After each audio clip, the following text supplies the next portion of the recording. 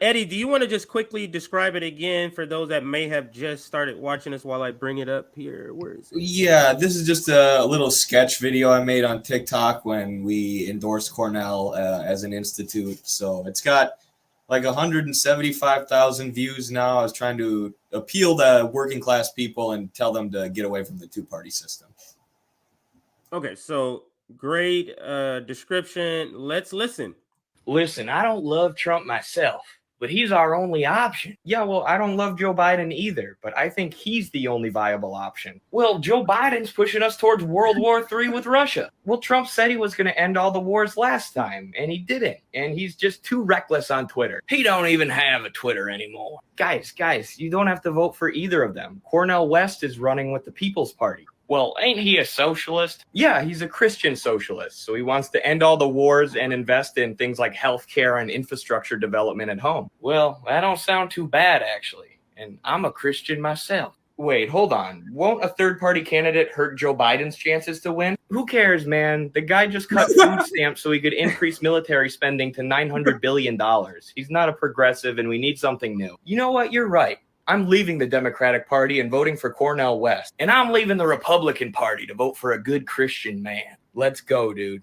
Let's freaking Dude, this go. video is so good, and I'm gonna tell you guys why. I'm gonna tell you guys why this video is good, because Eddie shows the part where they change their mind.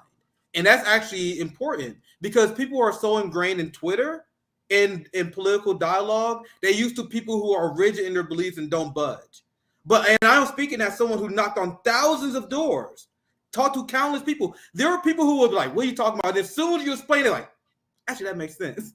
Like, you guys know how many times that happened to me? Like, I talked to my relatives, like, hey, why you believe this? Why you believe that? And I explain it, they're like, no, that makes sense, bro. Like, people who are outside the political discourse are not as rigid as the people you see on MSNBC, TYT, and et cetera, et cetera. What I like about the video is that the way that Cornel is going to be able to capture so many people, you can capture the conservatives with the Christians. How are they going to be against that? How are they going to be against that? What are you going to say to him?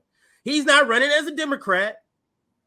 You know what I mean? Like he's out front calling himself a Christian. He refers to everybody in spiritual terms. This is very sub black culture. We use brother and sister for different people all the time, like all the time. I've talked to a couple of brothers and sisters today, just regular. And it's just a term that is used just regularly. But that sort of that and other parts of his personality, I think, can speak to a lot of people. Even though being conservative too, and what he's saying, what are they going to be against? Not killing Palestinians. You're going to be against that as a Christian. You know what I'm saying? Like, but to hear that from a Christian, they can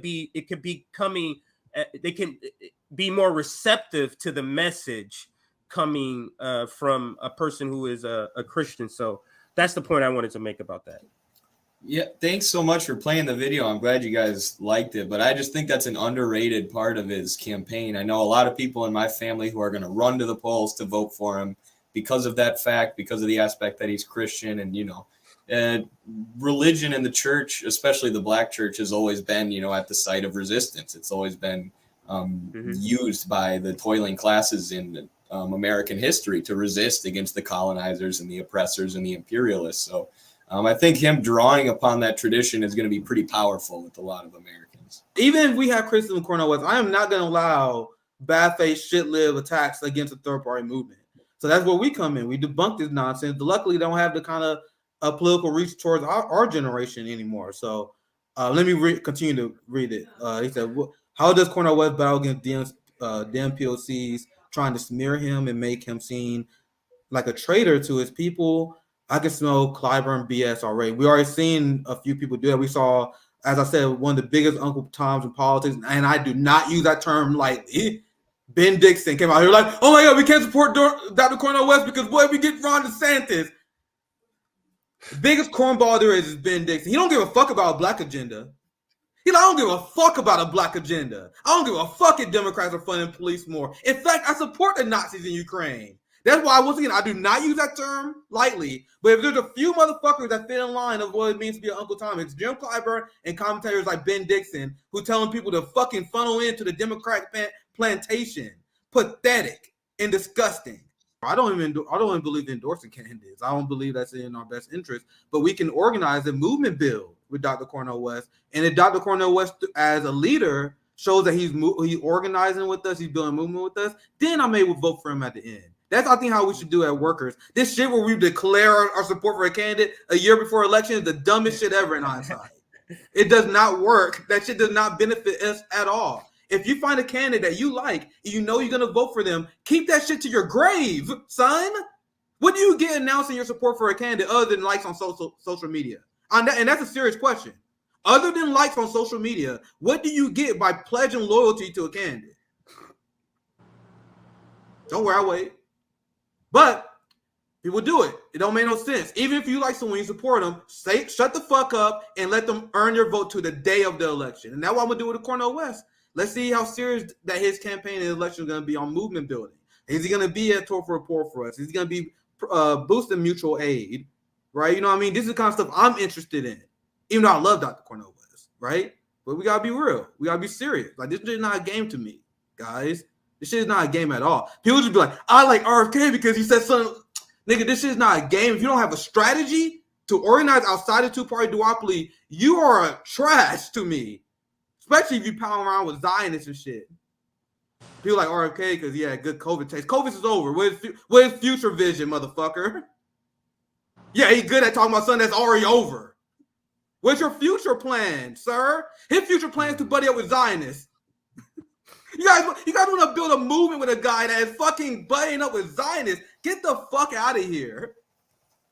Anyway, and he's the only presidential candidate that's anti-establishment that didn't ask to go on RBN. You guys notice that? Marianne Wilson asked to come on. Dr. Cornel West asked to come on. RFK's like, nah, fuck them motherfuckers. They're going to grow the shit out of me. I can't wait until 2024. I will be the biggest West defender from the libs. You guys see, like, with all Christmas, you guys see the white liberals going after Dr. Cornel West. You guys see my Twitter, the few people who follow me. I've been going to war with these motherfuckers because I am here to expose their contradictions. As a Marxist, I am here to expose the contradiction between capitalists and what they have, and to fucking cause some chaos as well. I want people to look at these people as clowns. I want people to look at liberals and don't even consider them they're even we're near their allies. And that's why I think people who follow me realize, because they realize how different I am from these people. Who should be West's VP? Whoever out there organizing. Like, it's way too early. That's my opinion. Yeah. Whoever proves that they should be VP. That's just, once again, I got a different mindset from than most people when it comes. I like Gloria over at PSL. Yeah, Gloria is fire. Yeah, Gloria is fire. That's a good recommendation. Pick. That would be a great VP pick. That those two matched up. You could get PSL as a party on board then too. Yeah, that's kind of another reason I said that. PSL, Green Party, any independent-minded, non-establishment, we all need to just be like, you know what? It's time to really decide what we want to do, and this could be that candidate.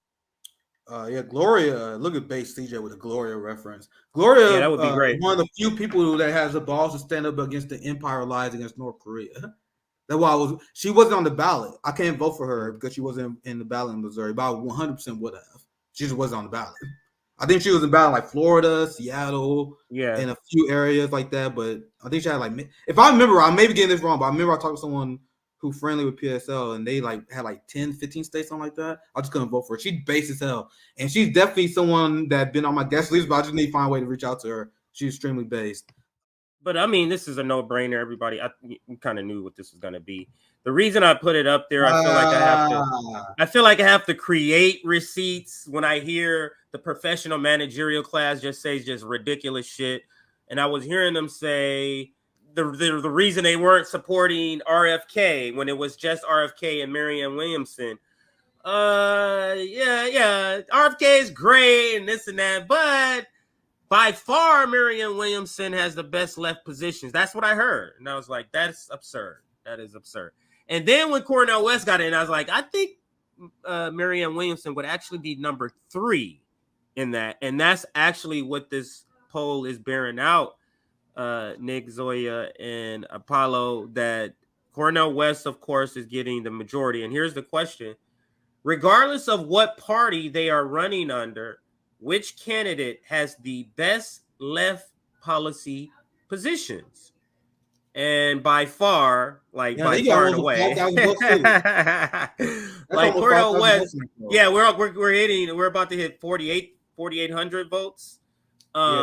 And Cornel West got 71.8%, of course, blowing them away. And then RFK Jr. came in at 15.8, and Marianne Williamson at 12.4. That's why I said that Dr. Cornel West was the death blow to Marianne Williamson's already dying campaign, because there were a lot of shit-lib logic going on. Remember the people who cancel people over their health opinions? That's the red line for people. You can be pro-war, you can vote you can support Nazis in Ukraine like Marianne Williamson, but God forbid you got a different opinion over vaccines than I do, then you're canceled. So Marianne Williamson still has kind of shit-lib people who are COVIDians who hated RFK support. But now that Dr. Cornel West is here, it's over, son. Like, RFK because COVID takes, but yeah, Dr. Cornel West is the one, and that shows by your polling there.